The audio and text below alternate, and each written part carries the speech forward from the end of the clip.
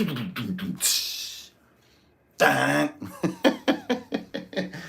rocking out on a pillow.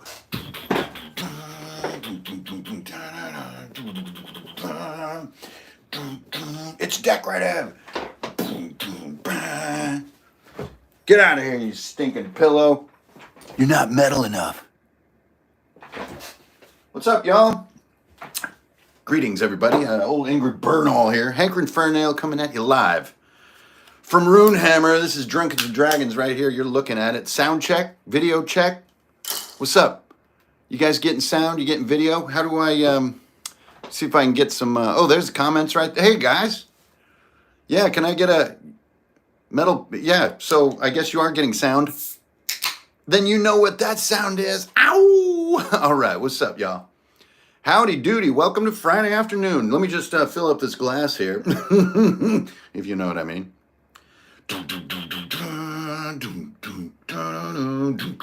All in glorious HD. Oh, look at that. You can... Oh, liquid sunshine, baby.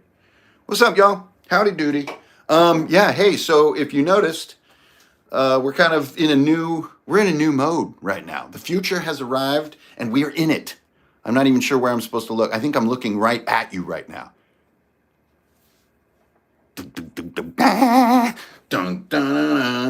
Anyway. Yeah, dope. The pipes are working out. The video and the audio are crisp. Thanks, Sean. I appreciate that. So welcome, you guys. After that fiasco a week ago, I was like, yo, I'm like having, like stream convos with people halfway across the world. There is no with perfect signal, there's no reason that I'm trying to jump on the tubes with my peoples every week and like it's getting all choppy and messed up. So you know what we do when this kind of shit hits? We take freaking action.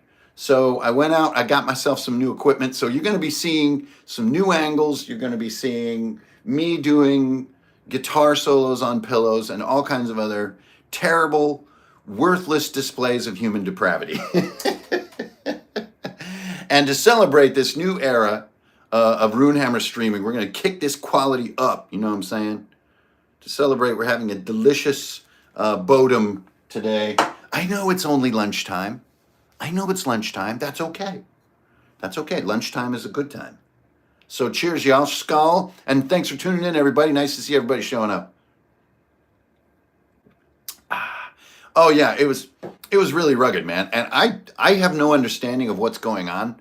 All I know is that phones right now do everything better than everything else. So if you just get like the absolute latest cutting edge phone tech, yes, you're going to pay a bit of an arm and a leg for it. But it's going to be dope. So let me test. Where? See my finger? See my... Okay. Anyways, happy Friday, you guys. It's time to get into some of this recap stuff. This is what we do on this channel, right? This is my notebook. Now, as you can see, it's a bit worse for wear. It has been submerged in water. It fell off of a bicycle numerous times. It has been eaten by Chutney, the Rune Hound. And it only has that much, it only has that much left. So that's what, maybe 15, 20 pages left in this sucker. This has been a journey to fill this. This is the GM's journal from Swordfish Islands. Really good, had great durability. The paper is a little thin for the demanding madness that I put these things through using the Uniballs like I do. And I also do a shit ton of drawing and stuff, and so the paper came through a little bit thin. I also missed that it doesn't have the pocket in the back for various index cards. They just fall right out. But it's a great journal. It's cool looking. It feels cool in your hands, and it has survived all this punishment. So for that alone, Swordfish Islands, thank you for this. I've got a brand new one right over here. Look at that beauty. Look at the comparison. This thing's been through hell, and this is just like brand new and pristine. So this is going to be my next one. Y'all know about that journal life. When I reach the end of this one, I'll do a full flip through right here on the tubes. All right, so let's put that aside. Wait, I can't just throw that aside. It has important notes in it. Here are the notes. Boop. Okay, so let's see.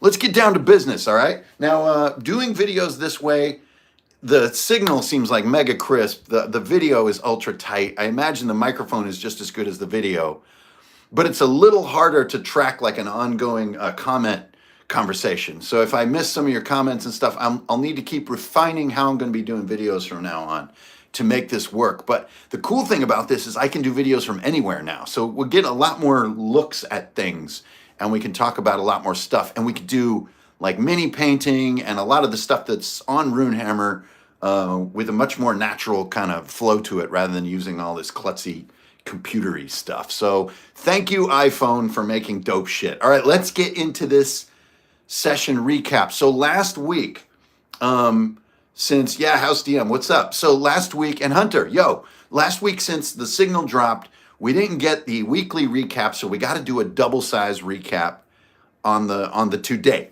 right here, right now. So we got 2 sessions of season 2 of my Old School Essentials Dirty Jobs crew. Now, before I jump into it, I don't really do like the descriptions and stuff for my videos before I stream. So I'm going to edit that afterward. But when this is archived, a couple of things. I'm going to link you guys into my my OSE hack document, which is an ongoing document. And it used to be just for the patrons, but paywalls suck. So with my last blog post, I opened that hack document up, but it's on like 1.2, so it'll keep being 1.3, 1.4. But it's basically a running track of the honestly completely insane rules hacks that we're doing to Old School Essentials at our table. So that if you guys want to kind of throw down the way that we do, you can just play that exact way that we do based on that document. Another thing, what's going on with these dope t-shirts? So I've really been hesitant over the years to take any sponsorships here on the channel. But when Into the AM hit me up, they're a t-shirt outfit. And instead of being like, well, wait a minute, I only want to support the things that I think are the absolute coolest. But you know what I've been understanding as sort of bills go up and the world's getting a little gnarlier? It's not necessarily all about just what do I think are the greatest things in the world. I mean, Army Painter Paints, they don't sponsor me in any way, but damn are they great. Like their terrain primer, if you're not using acrylic-based terrain primer and you're still priming your styrofoam terrain by hand, you're crazy. You got to get some of that stuff. But see, that's different. I don't plug them. But I'm here to officially plug Into the AM t-shirts. So you'll see a link to my store that they set up for me down in the description. And I think we get like a cool discount code like Shield Wall. And you can get a couple of these. They have a bunch of different like dice designs and like astronauts melting and shit like that. So if I can get some of these sponsorships going with these guys and get them in more videos, my hope is to get them making some more Runehammer feeling stuff, like runes on t-shirts, Viking themed stuff. Their designers are really cool. And like, I do like the quality of their t-shirts. They're kind of, some t-shirts you get in the mail are like ultra crummy, but these are soft and cozy. So that's really good. But I would really like to actually just sink my fingers into them and get them making some more Viking-inspired stuff. And on the absolute outside of my ambition, get them to make a Runehammer shirt. That would be so sick. So anyways, Marcus, appreciate that. Thanks, man. Okay, so that's all the pre-stuff. So check out my stuff. Really, Instagram is where you're going to be finding all the links to all the latest things that I do nowadays. So go follow me on frickin' Instagram. Don't be a punk. I know Instagram's weird, man. It's all Papa Swolio these days. Papa Swolio be coming up in my stories like every stinking day. But then I'm like, he does make a point. I should go to the fucking gym. All right, enough of that. Recap time. So what is it, 5 minutes? It's almost always 5 minutes. You have to sit through my crap. Well, that was almost 10 minutes before you get the actual substance. So we have got 2 sessions of Old School Essentials. Dirty Jobs crew rolled up last year with 34 sessions, 33 sessions in 1 year, which is an amazing pace. These are dedicated players, new players who have sunk their teeth into this world. We played in Dave Arneson's world of Blackmore, but now after the events of season 1, 25 years have passed into the future, and we no longer live in the realm called Blackmore, which was Dave Arneson's creation back in the late 70s. We have changed the world with the events of our game so much, it is no longer even called Blackmore. It is called the North Holds. Now, why is this? It's because Blackmore was a centrally ruled realm. right? The Earl of Blackmore, the king, lived in, everything is Blackmore in it, right? Blackmore Castle. And it had a real classic fantasy feel, you know, almost like the Dark Tower, right? Where you have like a kingdom around a single really big cool castle. That was the vibe. But in season 1 of Dirty Jobs Crew, that castle was destroyed and abandoned in the Bloodwing Wars, right? So this war with this massive dragon and the different factions, including the werewolves from the north, the Skandahar, all of the destructive power of these wars has basically eliminated the monarchy of this realm. The Earl of Blackmore hasn't been seen in almost 30 years. With that absence, and Dungeon Masterpiece, if you don't know his channel, get over there and subscribe. He talks a lot about geopolitics in D&D. And this is a classic moment when geopolitics are hitting my world like a ton of bricks, because the central monarchy is gone and now the road system starts to decay. This sort of feeling of there being a central sort of authority or police force of some kind is gone. So lawlessness spreads. And when lawlessness spreads, different communities are forced to pull their borders back in tighter where they're defensible on their own with their own resources. So roads, especially that go between these more isolated communities, begin to decay. And the overall travelability of the realm is reduced. That is the geopolitical situation going into season 2 of the Dirty Jobs Crew. Now, they're not going to be their same characters. Their characters either befell horrible fates or voluntarily became the villains of this new story. In the case of Rolls, remember, he was the vampire. And his closing statement at the end of season 1, this is a player talking, was, I think I'm just going to go ahead and let this character embrace the avarice of evil. Those were his words. Now, avarice is a very erudite and tasty word, and what it means is endless thirst or hunger, endless greed, endless wanting. So when he used that specific word, in my mind, I said, well, there's no limit then to the evil that this vampire will reign on this realm. Also, it's a high-level wizard who is also a vampire. Like, this is the worst possible scenario. And a player who basically took the leash off this character, handed it to me as an NPC, as a big bad evil guy. And then we allowed 30 years, 25 years to pass in the realm with that condition. Okay, so just hold on to your pants right there and keep your mind on everything I'm hitting you with, because this is all the preamble of our first session. Okay, another piece is that they ended season 1 in the town of Slimshire. Now, this is a town named after sort of the character from season 1 that almost became the hero of the group, Slim Pickens. He was the kind of the Frodo of the group. He was a halfling who really had like a bright heart, a lovable scamp, as my player describes him. And this is a bit of a stereotype in D&D, absolutely, but it's a working stereotype. It's awesome.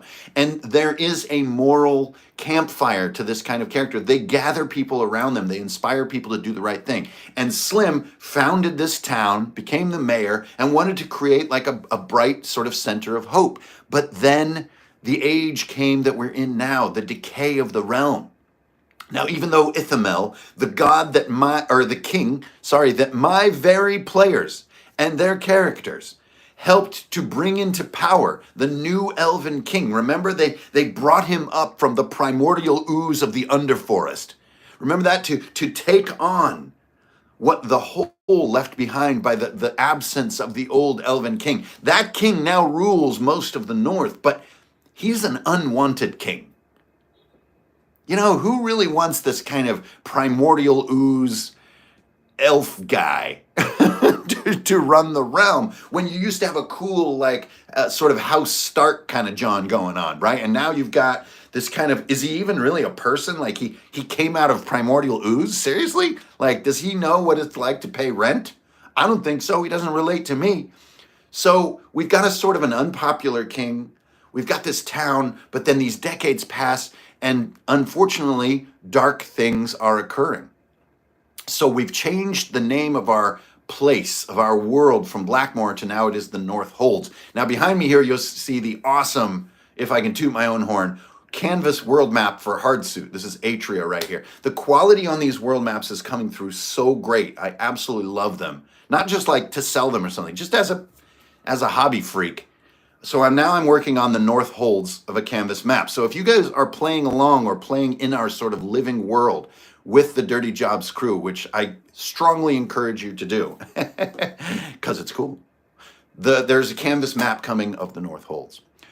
Okay, so that's all just preamble. That isn't even the game yet. That's just us texting each other, setting up a Google document, and realizing like the sort of the context of season 2, the tasty bits. We're not going to continue the stories of those other characters. Maybe peripherally, we're going to focus on a completely new group of characters who comes up in this environment. Okay, so session 1, after some discussion with my homies, we are needing to get our characters locked down. Now, we are pretty gnarly with our character creation process. We only do it in the presence of each other. Character creation has to be done as a group. This is like a hard line rule with us. You can't make your character at your house. It's not cool. Why? Am I trying to control you cheating on your character or something? Hell no. The reason that we do that is because it's so fucking fun. Creating characters is like one of, if not the best part of D&D. I mean, let's face it. That's why the real freak hobbyists like me that are out there, like you, like you. Wait, that's you. It's endlessly entertaining. We make characters just for fun. We aren't even going to use them in a campaign. We just make characters to think about options and to think about ideas, right? So we always make characters together at the table because it's really fun. And we start not with concepts, not with plans, not with builds, none of this stuff. We go 3d6 on your core 6 abilities down the line in sequence, no shenanigans. No roll 4d6, keep the best ones, no making it easy. And I'll tell you, this is brutal. Man, you roll a 7 strength, or, like a 6 dexterity, the core combat abilities, there's no way out. There's no reroll. There's no shenanigans. You have to accept it and adapt your character concept to those stats. In my old OSE hack PDF from last year, I talked about it takes some creative muscle to embrace really gnarly 3d6 rolls like that. It really does. But that's how it's done. And the excitement and the stakes that rest on those rolls is so great. And that's why we do it together, because it's exciting.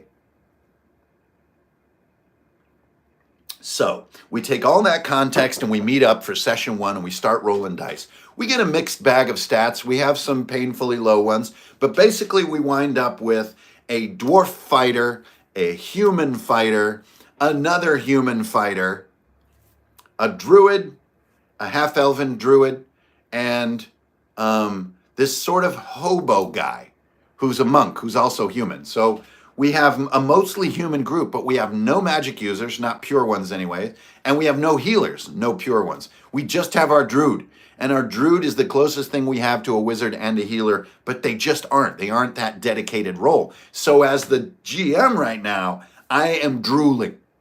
I'm foaming at the mouth because I have a team that effectively has no reliable healing source. We've got Sazmar the Dwarf. This is played by the player who used to play Zippler. So this is one of our most charismatic players who's now taking on the role of a dwarf warrior, straight up, out of the box, beginner hobby kit dwarf. Absolutely love it. One of the most reliable tropes in all of role-playing that makes a group awesome. So we have Sazmar the Dwarf. Then we have Aura the Druid. So Aura is kind of of course, druid, somewhat mysterious character, but is also just a botanist, straight up. It is not really going for the whole wild shape, communicate with animals thing. I mean, kind of does a little bit of that, but is really just all about the botany. Of course. So he works with us at the table, with all of us overhearing it and all of us agreeing to create a D20 table that he can search for these various herbs at any time. And when he doesn't find any, the roll gets harder and he can only search in non-developed areas in the wilds and all this kind of stuff. Sorry, I can't do questions yet. I'm on a roll. So our druid, and only on like an 18, 19, or 20 does he find any kind of healing herb, and they're very minimal. So that's all the healing availability we have. Anyways, just going down the line. Then we have Cap. Cap is our human fighter, our big guy. Not quite as muscly and dumb as someone like Thrud, but not as put together as someone like Sturm from Dragonlance. Somewhere right in between. A retired soldier who really just wants some peace and quiet.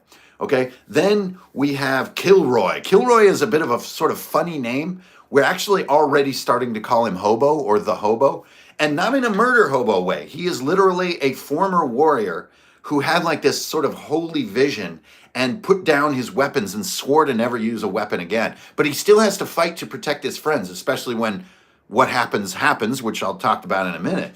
But he's a monk in the truest sense of the word. And this is pretty interesting. He's a homeless person. He's a person who used to be like a wealthy, sellsword. But after like all the slaughter and the blood and the horror of what he's doing, and he saw this dove, he basically laid down everything he owned and just started wandering. He wound up kind of, peddling for a coin in the streets of Slimshire. He's a true monk, and this is really interesting. So he's going to be an unarmed fighter, and monk is a bit fringe if you're trying to play a vintage D&D experience, which, by the way, if you want to be like old Hanker and Fernale, let's toss the term OSR because it's too general and it's too big. Just say vintage D&D. That's really what people mean, I think. Now, Palladium and stuff was back then. Hero System was around back then. GURPS was around back then. But those are all so different. That's why I think OSR breaks down. So I just say vintage D&D. Monk is a little bit fringe if you're talking vintage D&D, but as long as it's included in the AD&D Complete Handbook series, which I think are the best books pretty much ever made for the hobby, if it's in there, you get monk, you get druid, you get fighter, you get priest, you get ranger, paladin, you get elf, you get dwarf. Anyway, so we've got an unarmed fighter. And that's all 5, right? So that's our group. Oh no, then the final one is Ravel. Sorry. Ravel is a female character played by a male player, and she is the daughter of the character from season 1, but she's disillusioned. She wants to get out of the town she grew up in. She sees her father as sort of settling down too early and being boring, and wants to find adventure and stuff. She's kind of a little bit emo, a little bit dark, but in the second session, especially, my player Mike really brought this character into the light, really started having fun with just a fighter character. And nowadays, fighters are seen as maybe not having enough awesomeness, or maybe not having enough gadgets or enough abilities or anything like that. But I think that's missing what's beautiful about fighters. A fighter opens up everything else. Instead of focusing on, gadgets like wizards do. Let's face it, magic users are all about the gadgets and the builds and the spell details. Whereas a fighter, even as they progress, they're generally whacking people with a sword, right? It's quite simple. But that simplicity, I think, opens you up to some of the other vistas of role-playing and character making and character developing that aren't mechanical. They are esoteric. They're sublime. They're this.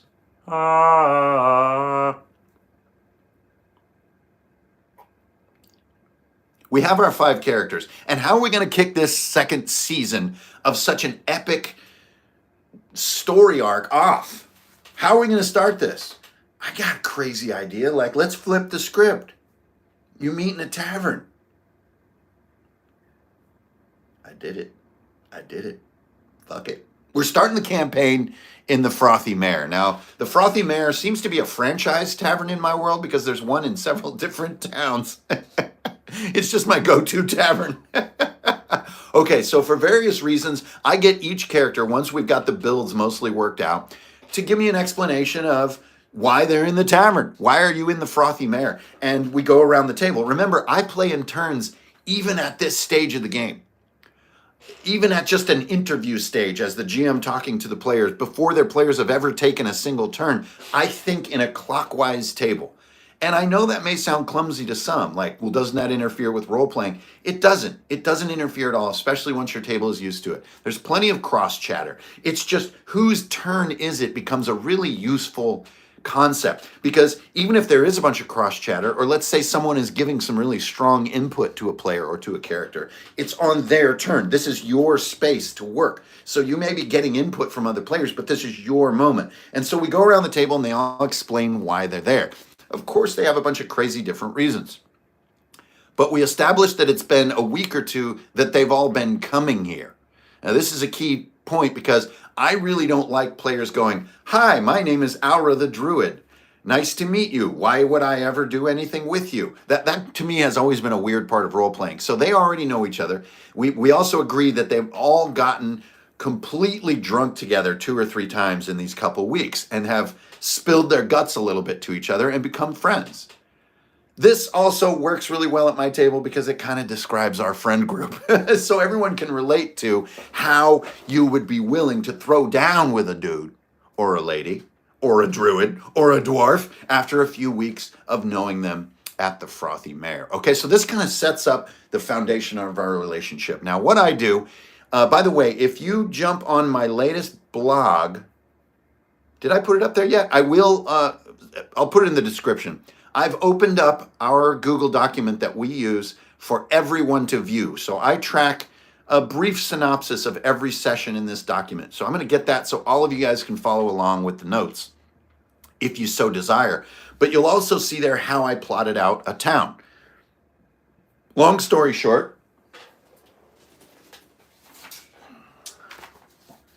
I use this technique right here.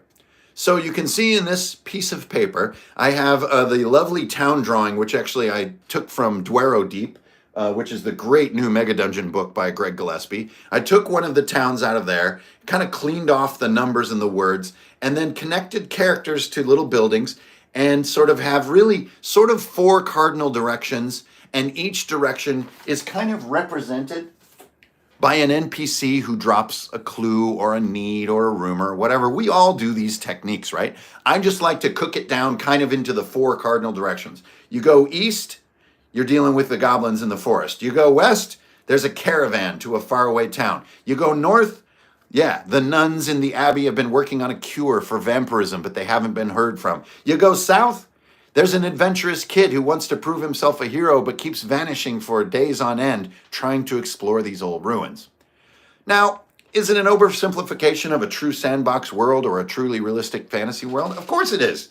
It's vastly oversimplified. That way, I don't go insane. So as they sit in the tavern, we discuss these 4 leads through various NPC conversations. I have a dwarven bartender named Dunsel. And, you know, I can role play a dwarven bartender all day long with my hands tied behind my back. I mean, that's like me. I mean, Hanker Infernal is basically a dwarven bartender. So we just get into some very organic conversations, and the table is discussing which lead they might want to do. Now, I can tell you there's a lot of male energy in my group. And so as we're sort of, you know, don't take that the wrong way. It's just real, okay? It's just a thing. So as these conversations are unfolding, there's one NPC named Finn. Finn is the captain of the guard for Slimshire. He is the guy who's in charge of all the guys with swords and spears. He's got most of his guys over there working to support the caravan that is about to leave for several weeks. The neighboring town, which means a week away, of Cloud Top, which is a world from Dave Arneson's world, has been facing a major goblin problem and needs help. And this is like a sister city, right? You know, Gondor calls for aid and Rohan will answer. So they're doing that. They're short on men. A scouting party had recently disappeared in the Black Forest to the east. And Finn is pretty sure that goblins are at play here and that something is going on. There's no way 2 towns are facing a goblin uprising for no reason at the same time. So he hasn't heard from this scouting party. He's in the tavern drinking. He's looking distressed. I mentioned the male energy because my players naturally glom onto this kind of a very like, let's go kill those damn goblins kind of vibe, right? It's simple. It's straightforward. It sounds like it's close to town. We keep moving in turns. They make their choice. They're going to help Finn leave the town and search for the missing scouting party that has disappeared. They go out. Not 300, 400 yards from town, there is a bank of pine trees. Their hairs on their neck stand up on end. Something is afoot, and they sort of slow down and scan the trees, and there are wires and strings and booby traps all throughout the trees, but they're all poorly made. You know what that means. You know what bad craftsmanship means. Goblins. Now, in season 1 of Dirty Jobs, we never encountered a single goblin. You may be saying, Henker and Fairnail, what's with the goblins, dude? Everybody doing goblins. No, we've played almost 2 years straight without a single goblin appearing. So I finally get to do goblins. I want to paint goblin miniatures. I want to make goblin terrain. I want to get into why goblins do things. They worship bigger monsters with greater plans, and goblins are just the low-level servants and minions. And we're going to get into that shit. It's going to be funny. It's going to be awesome. So they go to these trees. They're booby-trapped. They know, oh shit, there's eyes on us right now, and we have our opening skirmish with the goblins. So fun. Right away, we've got brand new characters. We've got a little burst of goblins that come out. They have a wagon filled with like smoke bombs, and the way that they kick off their combat is they pop this big smoke bomb. The smoke envelops Finn, who's kind of leading the group. He's the captain of the guard. They lose him in the smoke, and before they knew it, goblins are popping out of the trees, running out of the smoke. It is a confusing scene, and we have our opening battle of the entire campaign. This battle is quite chaotic. Everybody's kind of getting used to how to run their character. I don't think everybody really knows exactly what they're doing. We're also using a new hit system. Again, go over to my freaking blog, runehammer.online. Go read my new blog about our hit system because it's working out awesome. But in this opening combat, we're kind of learning it. So we're all fumbling around a little bit. We managed to survive through this combat. And right away, my players are like, this is not an isolated incident. These goblins came from somewhere else. Finn says, yeah, we got to press on. And then there's a cool sort of stage of investigation. Our druid finds this unique pine cone and because of its oddity, contract this pine cone to a very specific gulch in the Black Hills where it's a deep gulch where the sun doesn't really get in. And so these pine cones stay green until very late in the year. They don't dry out. And he knows that only happens in some of these deep, dark gulches out to the east. And this is a little bit of me happening, but this is a lot of my player happening. This is a super cool detail. So off they go. They go up. There's some talking. There's a lot of sort of exchange of ideas and this other kind of stuff. And they get to this gulch. And it's creepy, it's dark, the sun doesn't really get in there, and they can see little planks and things. You know, like when kids play out by the irrigation ditch and they set up like poorly made forts and tree climbing gadgets with 2x4s and stuff? That's what goblins do, man. You can see it from a mile away. So they see it and they're like, that's where they're hiding. They're up in there somewhere. They begin creeping up. They see this huge like wheel structure laying on the ground with all these spikes on it. And they're like, what's that? A goblin pops up in the middle of it and he has like 2 sticks in his hand, like a wishbone. And he cracks the sticks and like these strings release and there's like a mechanical noise. End of session 1. Boom, boom, boom, boom. Runehammer will be right back after these messages. Just kidding, there's no commercials here. I was just fucking with you. Okay, so that was the end of session 1. I just ended it right there as like a storm of spikes is just about to bombard my party. For one thing, we had taken, well over 2 hours to make our characters. Making characters doesn't take time because it's complicated. It takes time because you want to work together with your homies, because there's a lot of drama involved. Some people, it takes them 20 minutes to roll their 6 stats because of the buildup and the pressure and So we had spent a lot of time talking about the state of the world. We had spent a lot of time rolling up the characters and designing our group. We had spent a lot of time being in that tavern, thinking about how we're going to kick things off. Because my players at this point, they know me. They know whatever they pick, whatever they're going to go do, they better damn well really go do it. Because what they don't do will get worse. You know my saying, where thou dost not go, so shall things get worse, right? So they knew that. So that decision to go east with Finn and confront the goblins was no easy decision. That takes an hour of discussion. So we get out, we do a big fight, an opening battle to get used to characters and our new hit system and our new character sheets. Then we go up and explore. We have a lot of nice description, a couple really cool dialogue moments. And then, pow, I'm about to hit you like a ton of bricks. Session.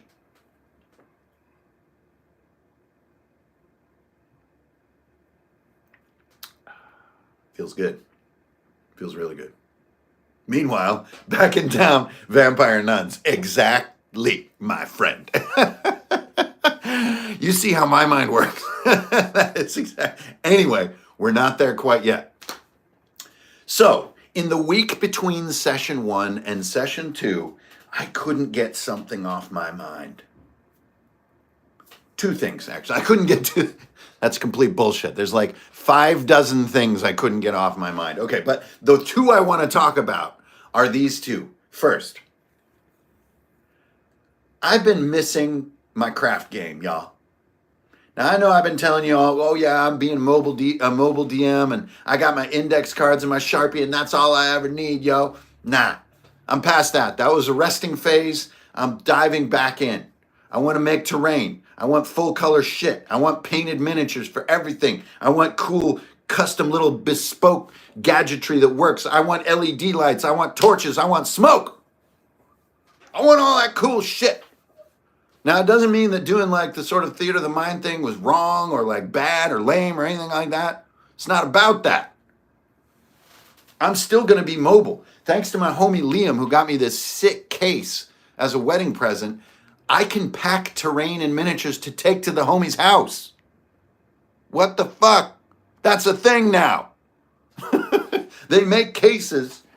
I don't even have to, I would like to be sponsored by them, by the way. If somebody could contact Enhanced RPG Cases and get them to sponsor me, I would throw down on that because that case fucking rocks. But I've had enough, man. You know, especially I've completely overhauled my lair here, my workshop, my office, whatever you want to call it. Office is a dumb word. This is my workshop. This is my lair. And now there's room. It's time to fill it with a bunch of minis again. I love painting minis. I love painting shit tons of minis. And I got game, fool. I'm not that bad at it. All right. I got paint for days, yo. I have 300 spare Zacto blades in a little tiny envelope. You know why? Because I like it sharp.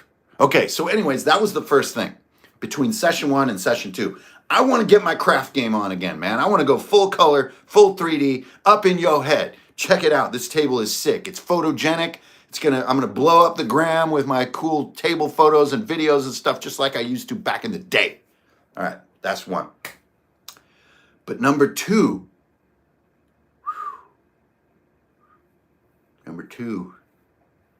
crazy. It's how I absolutely knew that number one had to happen. So in my mind, I'm kind of like, I want to get back into the craft game, but I don't know, maybe I'll do it now, maybe I'll do it later, right? But then there was a comment I couldn't get out of my head. It was my player, Jimmy. At one moment, we had a roommate kind of come in on the session, and we all kind of leaned back, had a drink of beer, and took a brief break. And there was a comment made of like, hey, normally our tables are way cooler. This one's a little sparse. That's what he said to the roommate. Because all we had was index cards out there. And I was like, sparse. You're going to call my table sparse, bro? This is sparse? What the fuck? That went straight into my heart. Straight to my corazon, you know what I'm saying?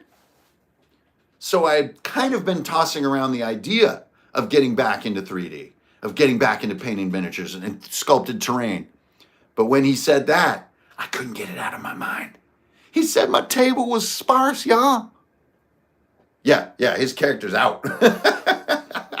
So those two things put together, I was just like, oh shit, it is on now. But I didn't have a lot of time. Remember, these guys like to meet weekly. And I have set them up.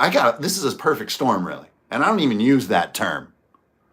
That's some George Clooney shit, you know what I'm saying? Mark Wahlberg, I don't mess with that. But this was a perfect storm.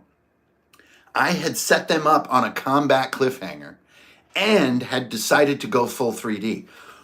I wonder what the next session's gonna be like. I'll tell you what it's gonna be like. Bunch of badass 3D full color shit. So set the wheels in motion. Let's talk about session 2. Now, before session 2, I get over there and I go early. I know the code to my homie's front door. So a homie doesn't even have to be home from work yet. I'm going in. I'm sneaking in the house. So serious, I'm not making this up. This is not exaggeration. I punch in the code. I go in there. Nobody's home yet. I'm not in my own house. Doesn't matter. I got my case and I got all my shit in my case. So I break it out and I set up a proper Runehammer D&D table. Now, y'all, it has been a while. I have gone through a lot of changes in life. And a lot of ups and downs, a lot of massive triumphs, and some tough shit too. Just like all of y'all. It hadn't been easy. Last 3-4 years been really weird on planet Earth. You know what I mean? We're living in a strange time. But I gotta tell you, it felt good. Felt good sneaking around being that ninja. Getting that table set up, you know what I mean? A lot of them, since they learned on one character sheet, they wanted freshies. So I got freshy character sheets. By the way, that character sheet is included, I think, in the OSE Hack Doc. Probably one of my all-time favorites, I gotta say. I'm on fire. Your boy's on fire right now. Okay, so I set up the table. We got the nice, it's dope. I got my thing. And you'll see some photos coming up on the gram here in time as like they start coming out. Oh man, I'm feeling good, y'all. I'm feeling good. And I painted, what do I got? 4, 7, 12 new goblin figurines of different styles and stuff. And a roper figurine, miniature. The figurine? Who the fuck says figurine? What is that shit? No, miniatures. So they're all painted up. And by the way, got my paint game on point right now.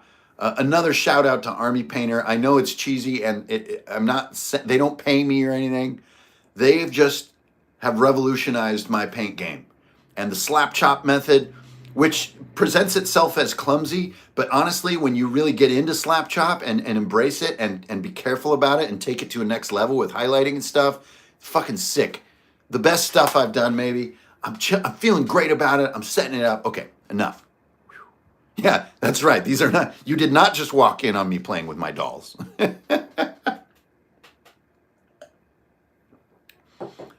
All right, session 2.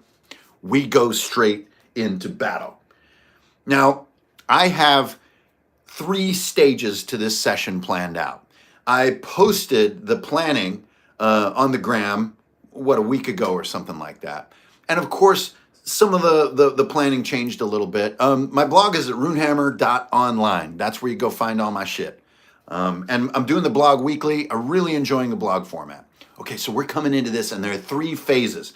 There is the gulch in the forest, which is where they're going to first engage these goblins. Then there is deeper in the gulch where the entrance to their barrow is, where they're going to meet like the rear guard of the goblins, a tougher force. And then there is the cavern in which the goblins have been coming out, where larger secrets will be revealed. Okay, so first we do the opening encounter. And I have all this, I'm sorry to be looking at my right, but you're gonna have to wait for the big reveal of the stuff over there. Because I wanna pace myself. But in this gulch, they have this thing that my players and I eventually nicknamed the Wheel of Death. The Wheel of Death is a huge, crappy piece of goblin technology that uses spring-loaded cables and strings to launch sharpened sticks in a huge storm. The first thing that happens in session 2 is I have everyone roll armor. You'll see we have a new set of saves in our game. Gotta go check out what we're doing with our rules to sort of, follow along in the book, so to speak. The first moment, when the session is ready, when everyone is sat down, spikes fly out of this wheel thing in a huge storm. They're going all up in the trunks of the trees, everywhere. Everybody's dodging them, knocking them aside with swords. Your shields are like, roll armor, everybody. Right off the bat, almost the whole group fails and takes a hit. Remember, new rules. We're not doing damage by points anymore. We're going by hits. Everybody sits on 3 hits at first level. You lose a hit first turn, second session. The fuck? That's not good, yo. That's how things kick off. Right away, my players deploy. They're bringing out all the freaking tricks because remember, they're no longer beginners. They know how to be tactical. They know how to work together. They try to find an operator of this machine. Their number one priority is to slow down this machine. But as they do so, a hatch in the back opens and maybe like 7 of them, of goblin warriors pop out and proceed to jump up and hide in the trees. Remember, the one thing you got to do when you're goblins, even if you're running goblins, even if you're doing homebrew or you're doing hack, they can hide. Hiding is the goblin thing. Crappy tech and hiding. They jump out, they hide, then we got arrows. You guys, a bunch of ranged attacks on first level characters is no bueno. So now we've got people hiding in trees. They break out. Our druid is working on some way to slow this situation down. But then Cap, who thought he was going to be a real heavy melee warrior, looks at his inventory. He's got a short bow. He sees that machine and he's like, I know there's a little hole and I can see a pair of eyes in there. There's a guy operating that thing and I want to drill him. And it's like, it's going to be a really hard shot, dude. Misses. And as we all know from Star Wars, nope, it didn't go in. It just impacted on the surface. So then we've got another round to survive with these bastards. Some of them are coming in with the sword now. One of them is put to death. Again, Cap goes, misses the shot again. He's like, fuck, I know I can do this. You guys just have to hold. There's a commander goblin on top of this wheel of death who's also dishing out damage. It's all happening. Then Cap changes his strategy slightly, and for reasons that only D&D can ever understand, he goes to light his arrow, because they do have a torch. He lights his arrow on a torch, and we don't really know if that's legal. Do arrows really catch fire? If we ever get a question in our table and we don't know the answer, we roll D6. If it's 1, 2, 3, it's a no. If it's 4, 5, 6, it's yes. We get a yes. His arrow catches fire. He breathes. He exhales as he goes. Maybe he does the Comanche style grip on the bowstring. Just takes aim. You know what he did. You know what he did. He drops that crit right into this teeny hole, into this thing. Gobs the goblin. Gobs him in the throat. In the forehead and there's somehow the forehead and the throat. That's what we call the unicorn. Anyway, kills him. He drops backwards and we suddenly have the Wheel of Death is not getting ready for another shot. At this point, everyone in the group, I think but one person, is down to 2 hits. Finn, the captain of the guard, has been shredded and they didn't have time to go rescue him. Remember, in our game, if you're at 0 hits and it's your turn again, that's it. There are no death saves, there are no timers, there's no nothing. Once you're down, the next time it's your turn, you're dead. And that's what happens to Finn, the captain of the guard. He becomes deceased. And it happened really fast and snuck up on my players. And they're like, holy shit, the guy that we came here to help just got skewered by this goblin death machine. Fuck. So the fire starts to spread. The commander jumps off the top, the goblin commander, and starts running for it. The party breaks out, scatters like a SWAT team, finishes off the goblin warriors, but we have the commander running up the gulch. And anyone who's ever played D&D knows exactly what the fuck that means. If somebody escapes and runs, you're facing terrible odds next, because they're going to tell their homies. So the group knows they need to stop this dude. But you know, they really don't have a lot of ranged capability as far as damage, but you know, they have Cap. Cap, who is going to be our shield warrior, who actually has become our archer because fighters are versatile like that, sees the goblin escaping, draws the bow. Meanwhile, Ravel got like an awesome crit with the sword, beheads the last of the foot soldiers. And you know what happened next. Cap is hot tonight. He zeroes in on this fleeing goblin commander and drops him with another crit. Right as he's at the edge of the map, right as he's about to escape. Time for a 5-minute break in the session. Ooh, it was spicy. Hell of a battle. But that was only the beginning. Now we go to the second phase. In the second phase, we have another Wheel of Death guarding the entrance to their cavern, to their barrow. And here we don't have goblin foot soldiers. We have these heavies. It hasn't been explained to my characters or players yet why some of the goblins are so damn big. But in this case, I think we have 5 of them. 4 of them. Sorry, I keep looking to the right because the miniatures are right there.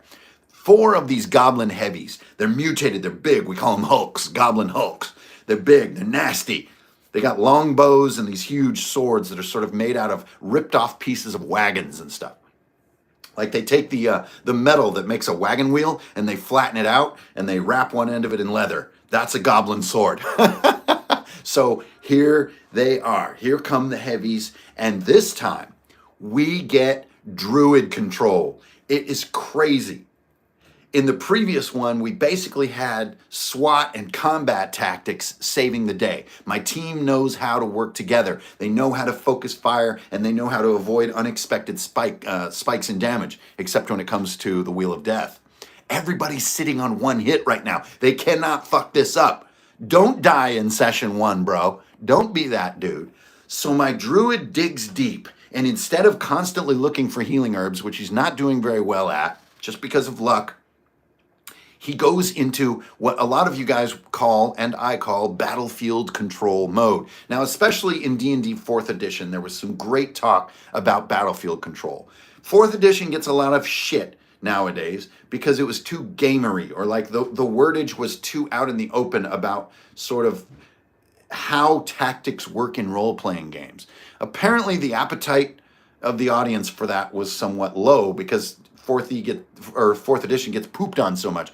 But I thought it was really brilliant the way they did it. Battlefield control is a character who's not trying to win the battle. It's a character who's trying to stymie the enemy or boost the allies. They manipulate the conditions of the battle to be favorable for the allies, right?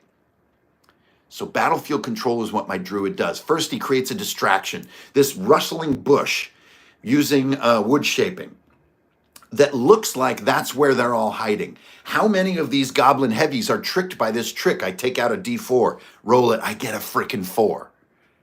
All of them think that their enemy is in this bush, which is a complete red herring, and it buys my players a whole round to attack freely. Then we go into like some crazy stuff with smoke screens, using the trees, finding some herbs. My druid, after a sort of an agonizing decision, they only have one heal all herb, which heals 2 hits.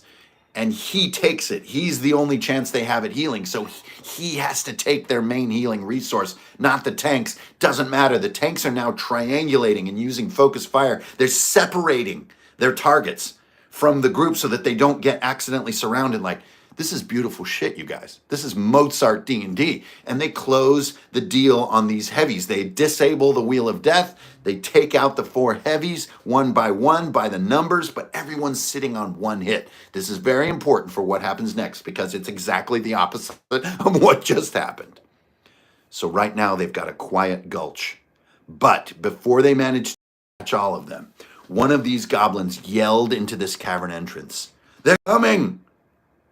They're coming!" Another thing that one of the goblins yelled is, "You started this!" So now it goes quiet in this gulch. The players move forward and they find the ruin of the scouting party up and to their left. 4 bodies laid out but stripped of equipment. A wagon completely disassembled, every bolt and piece of metal removed. This is how the goblins have been making some of their equipment. But what is this comment, "You started this"? Without Finn here to explain, because he is deceased. There is something else going on all of a sudden. It's not just goblins. Also, the final clue as they investigate, and there's this weird moment of quiet. They find one of the hulks. Who is it? It was Cap, our player who used to play the wizard in season 1. He goes in for a forensic level inspection of one of these goblin hulks. He pries open one of the dead goblin hands, which in my world, goblins are sort of greenish, but almost rat-like in a way. And he's looking, and the inside, the palm of the hand is sprinkled with this sort of red glassy dust, almost like red glitter, as if a red piece of glass had been shattered in its hand. But without any further information, all they can do is write down a note and continue.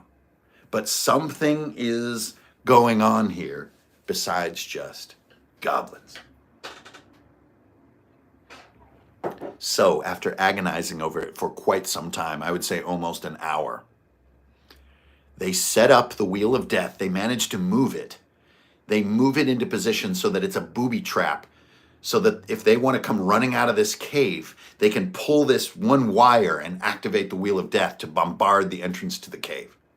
So they're clearly minding their escape plan, right? Another brilliant move. These guys have learned how to play fucking D&D, especially in my world where it's a bone-crunching world. They set this up.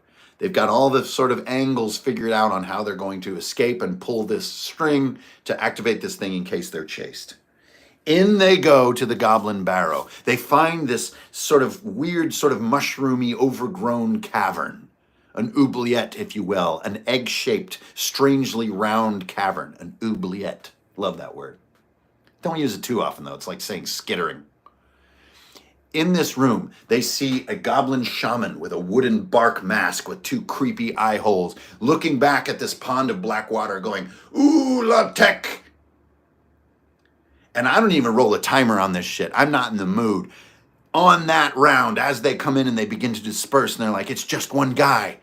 Ulatek rises from the pool. Ulatek is an ancient roper and comes up with all these things. And this is the video that I posted on Graham of painting this roper.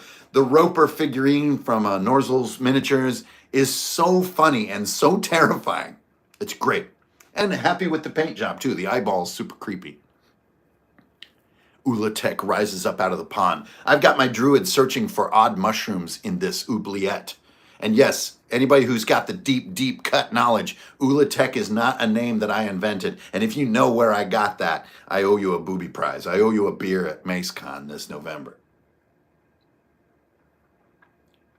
I've got a couple of players moving to the left. I've got a couple players moving to the right. They're thinking they're going to use all this super dope triangulating SWAT tactics they've been using. But as Ulatek rises from the pool, my goblin shaman turns around and looks at them, and he's like, and he goes, and he disappears. He uses a teleport spell. He's in the room somewhere, but he can clearly blip around. This sends a bit of a chill down my player's spine, but when they see Ulatek, this is super funny too, and I gotta admit, I did not see this coming. They nope out. They noped it. Instant retreat. They just ran full double move dash out the fucking cave, pull the string on the booby trap, and just bolt down the canyon. They're just, no. Because remember, they're all sitting on one hit. And, you know, one hit, it's kind of like having 3 hit points, if you want to sort of really get nitty gritty with it.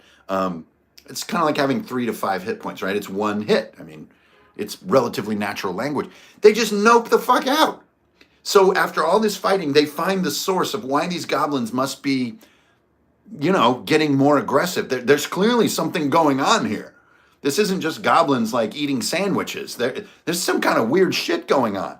There's a shaman conjuring up this ancient stalactite monster with these tentacles that's clearly hungry and wants to feed, and like, what the fuck? But instead of saying, we got to stop this right now, this shit's evil, this is messed up, they nope the fuck out. They take the level 1 approach. This is the buttercream frosting of being a game master. This is the citywide beer in a shot of being a game master. This is the flat iron steak on the pureed potatoes of being a game master. This is the shit. This is what you dream of when players just fucking retreat. Straight up. No questions asked. We are leaving. Why is this something that's so great if you're the game master? Well, because fear is the commodity we sell. If they are just straight up running for it, they have just bought an economy-size family pack of fear. They're afraid. And if players, not characters, are afraid, because remember, characters are afraid all the time, but if players are afraid, you, my friend, have killed it as a game master. It is no longer what the character would do. It is their own emotions. The game is tangible, real enough, and detailed enough, palpable enough, that they, your friends, feel fear. And that is the Brazilian barbecue of game mastering. So they retreat to town. They talk. A lot of things have happened. The town is not leveled yet. Things don't happen that fast, but yes, I'm thinking like you're thinking. After a long discussion, here's the craziest part, and this is the fun lead up to the next recap. I don't know what's going to happen, but here's the deal. They don't decide to rally their strength, to rest, and to go back and finish what they started. I don't know. They're players. What the hell are they thinking? Instead, they decide to go north. North. They're going to go investigate the nuns. But why? Late at night, As they're trying to decide what to do next, they see figures up on the outer wall of the town. Remember, this town is ruled in a benevolent way by Slim Pickens, the hero from the previous season of D&D. But rumor is spreading that one of his daughters has become sick, has become ill, and that the abbey in the north with the nuns, that they may have a cure for her sickness. But what is her sickness? They go look for her. They know that she tends to hide on the outer walls late at night. They look up on the wall and they see a silhouette looking up at the moon. The silhouette turns and it is Kay, the daughter of Slim Pickens, a beautiful young girl, 13, 14 years old, turns, but her face is white and she goes, ah. My players realize the daughter of Slim Pickens has been infected with vampirism. End session 2.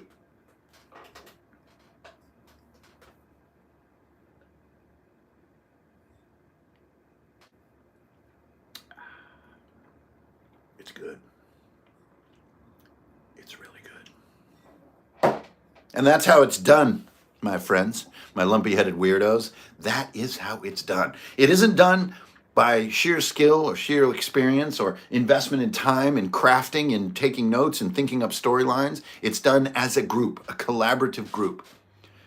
The unexpected consequences, the unexpected twists and turns, it's between us as a group and the dice.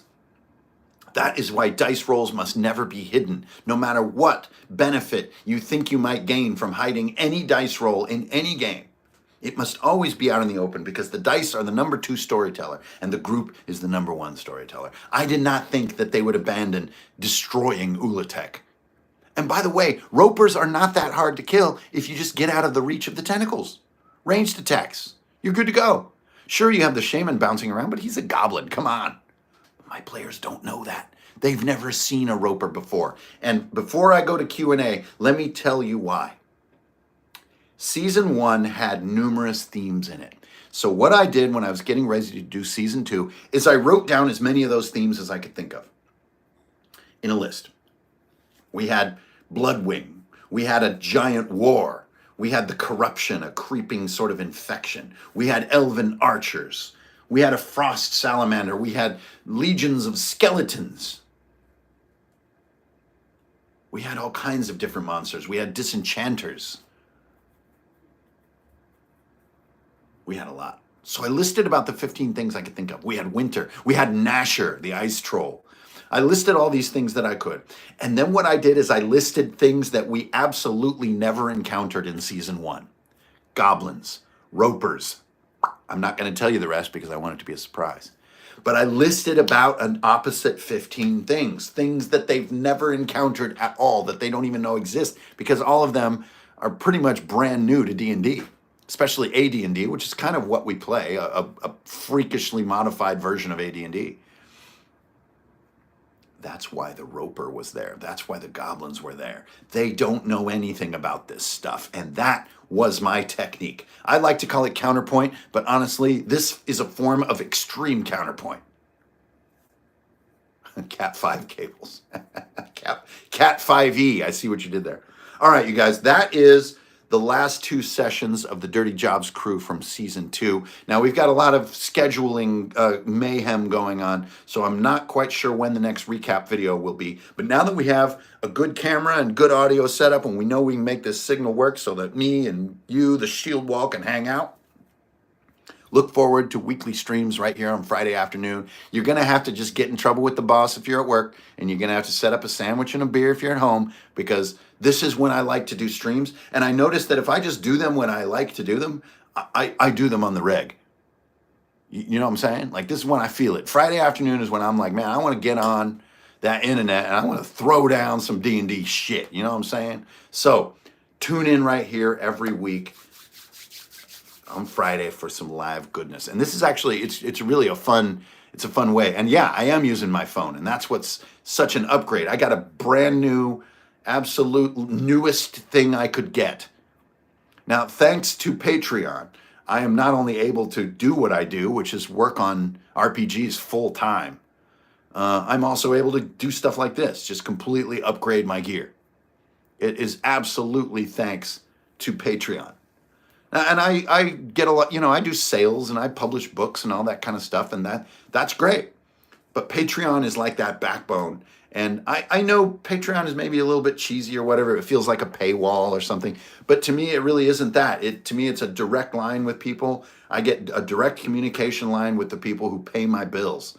And that is dope, I gotta say. And there's a tradition of that model of artist support that goes back centuries. And I'm really, really proud and grateful and humbled by that relationship that I have with people on Patreon. So when it's time to say, like, dude, I'm sick of these crappy looking videos and the signal dropping on me, so I'm going to go get like the absolute top of the line phone and do it that way, I can do that because of Patreon. So man, do I appreciate it, because I want to keep going. And minis don't buy themselves. So if I can't do a recap next week, we'll talk all about like my strategy for trying to keep up with making a 3D table on the fly. Because remember, I'm now facing a weekly game where I don't have anything really made. I need to make an entire new collection of miniatures. I left everything I had, all my terrain, all my miniatures, I left back in Washington. So I'm starting at square one. So how do you do that? Maybe what are some tips and tricks to get that done week by week? Well, I'll tell you what, if you have a spare spray paint can lid, that lid's gonna be terrain, bro. Okay, anyway, let's open it up to some Q&A. All right, now remember, I'm seeing like comments sliding by super quick. So if you got, yeah, here we go. So try to be patient with each other and space out the questions. Hardsuit recaps. Yes, Hardsuit is on a little bit of a break, but we're going to reconvene very soon with a 3-player group. We're going to try to tighten it up, and we're going to try to continue that storyline, but there's no way I'm walking away from my Hardsuit game. I really think Atria is the best world that I've made.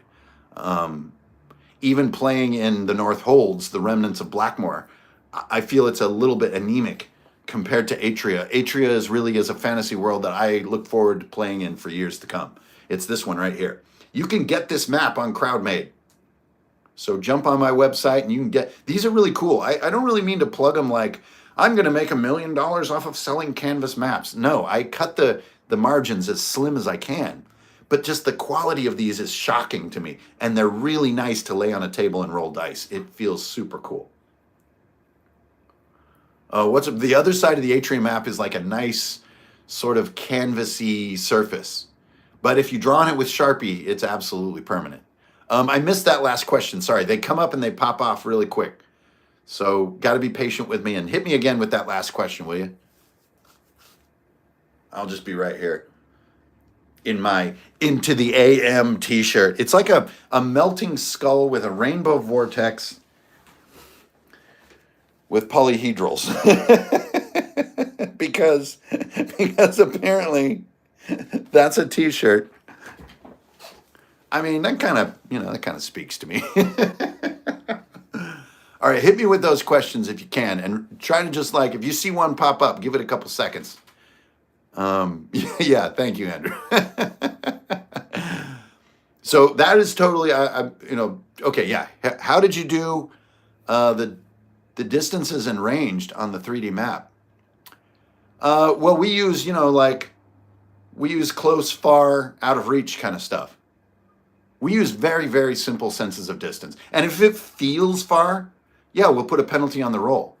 But what does feel far mean? Well, that's going to be different at every table. I really believe in D&D that's created on the fly. I really don't think we need anyone to tell us how to do ranged rules, how to inflict penalties, how to give bonuses, how to give inspiration, if that's what you call it, when to award a hero coin, when to make a roll difficult, when to allow a crit to do extra things. We play role-playing games, y'all. We can do this on our own. We don't need to be told what far means. We can wing it. As long as everyone at the table is jiving, it's fine. But the idea that a book is going to somehow allow us to do something, blah. Loving the maps. Ghost Mountain could be done. Yeah, Ghost Mountain is a somewhat obscure setting, but I could do a canvas one. That would be easy to set up. I'll get right after it. I know some people are diehard Ghost Mountain players, so yeah, we'll get a canvas map going for Ghost Mountain too. I'm just a huge fan of the canvas map. To me, it's almost as core as like a journal and dice. Like having a big map for players to see where they are and to plot their movements is really valuable. Have you looked into Lectrum notebooks? Yeah, Lectrum, yeah. Yeah, they're pretty cool. And yeah, it's all about the 120 gram, man. You speak as a true person of taste. Um, yeah, I looked at those and they do feel really nice. What did I wind up with? Did I wind up with just another damn moleskin? No, I got a lectern. Hey, we have a winner. Yeah, can't wait to get into the new journal. But before I get to do that, I have to finish the one I have. And yeah, like here's that sort of some of the gulch that you can see there with the wheels of death and the cave with the puddle where Ulatek comes out and stuff like that. Yeah, laying flat is essential. If your journal doesn't lay flat on its own, well, there's a way to fix that. Brutalize it. Get a sneak peek of the goblin miniature. Yeah, I mean, since we're here. Well, here, I'll show you the shaman. I need a surface. I'll use the bottom of this glass.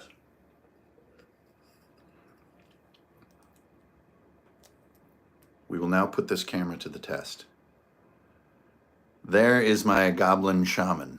Here, I don't know if I can control focus yet. I haven't figured that quite out yet, but how fun is that miniature? I also built a custom pedestal base. So it's like 3 times as high as a normal base.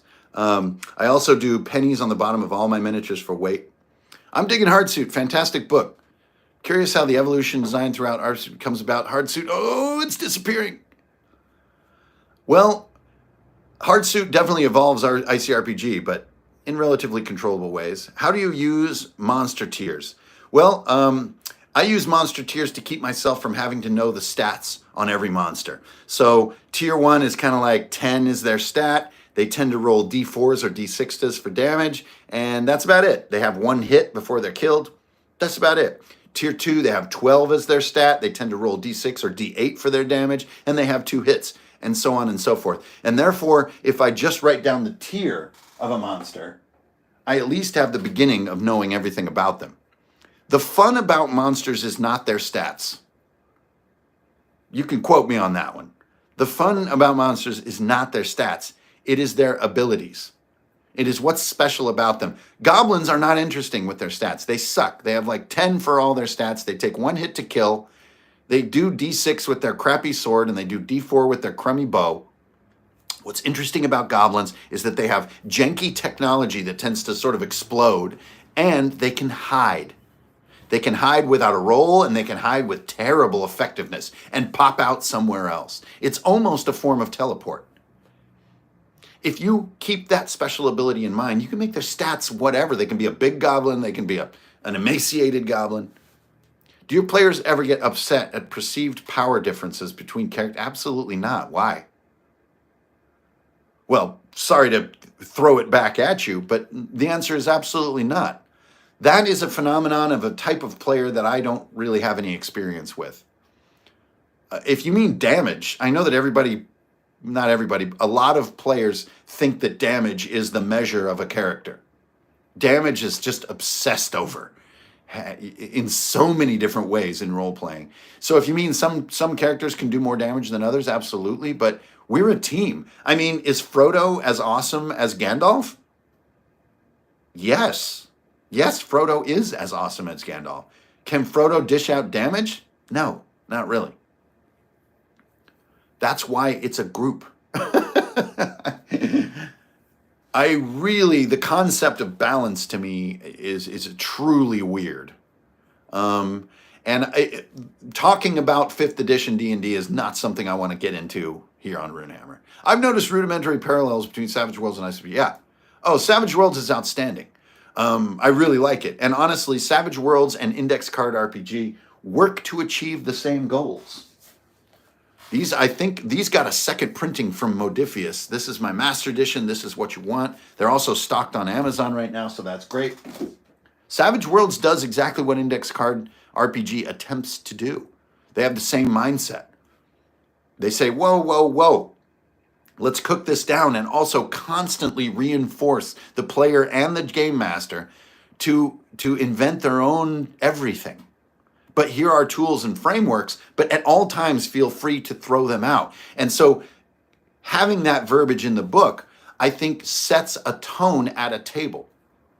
Unfortunately, that verbiage has sort of been lost a little bit in some RPGs, especially the more quote unquote mainstream ones, where somehow knowing the details becomes one of the core skills instead of inventing the details. And I am a huge believer that the reason you're even into this hobby in the first place is to be creative, not to do what you're told.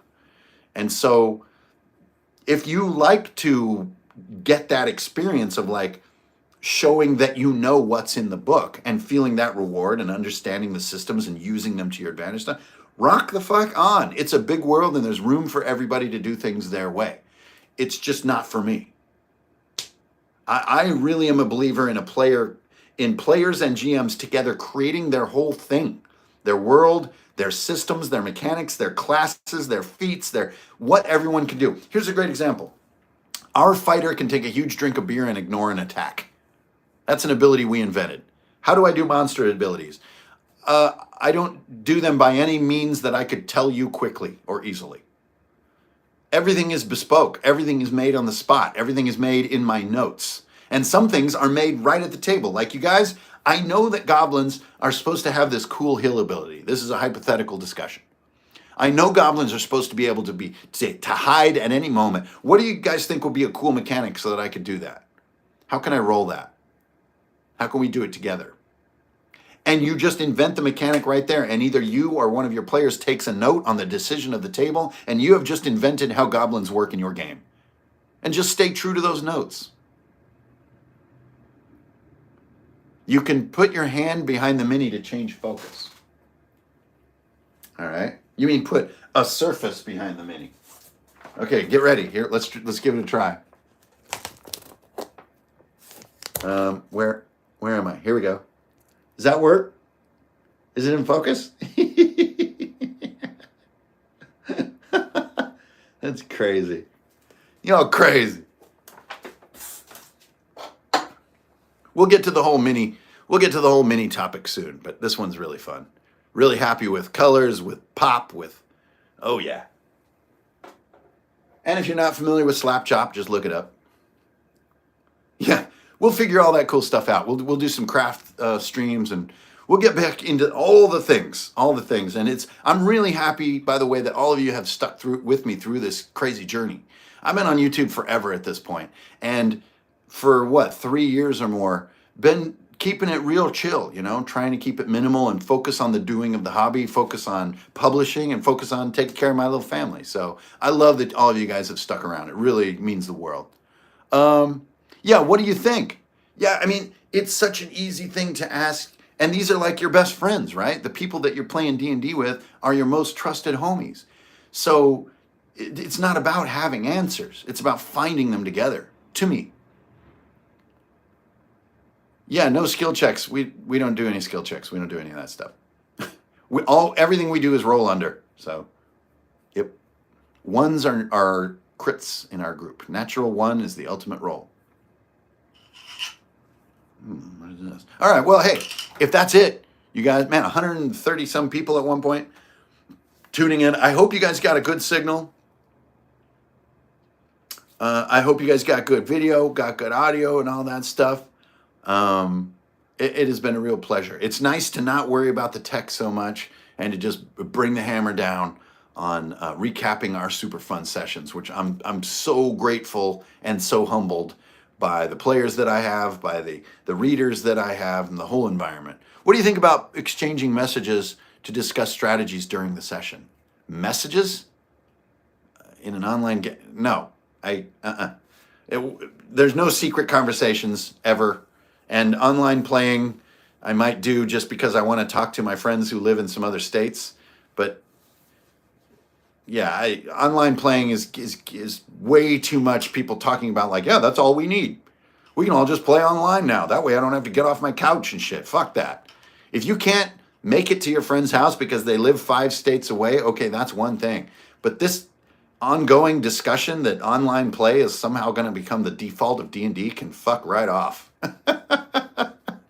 Playing around the table is what this is. D&D is, by its definition, tabletop role-playing is a counter-digital hobby. It is an analog hobby. Now, if you want to hang with the homies and the homies are far away, then fucking get on that VTT and get it done by all means. Absolutely. No shade. But this weird thing in the last couple weeks of people talking about, oh yeah, D&D is just only going to be online here after a while. What the fuck? No. That's like saying skateboarding is going to be online. All right, you guys, I'm going to get on that hot take, that lowbrow hot take. I'm going to get the hell out of here. You guys are the bomb. I didn't say that. Those are your words. You guys, it's great to have you, and it's great to send a strong signal back out to the Runehammer planet. Everybody, thank you so much for tuning in. Please go follow me on wherever so you can keep up with all the craziness and get the latest. And never hesitate to contact me directly. I'm hankering.fernale@gmail.com. Hit me up with your shit. What's going on? Ask me your questions. Hit me with your stuff. Let's do this whole bitchin' hobby together. All right? Until next week, you guys, keep it real. Do not steal, and you're always going to get a deal. And remember, if we each do something little for somebody else, some little piece of niceness, and everybody does that, we're going to have a badass world. Now go watch The End Is Nigh because it's an awesome show. Okay? Until next time, you guys, I'll see you on that old internet. Peace. Oh, yeah.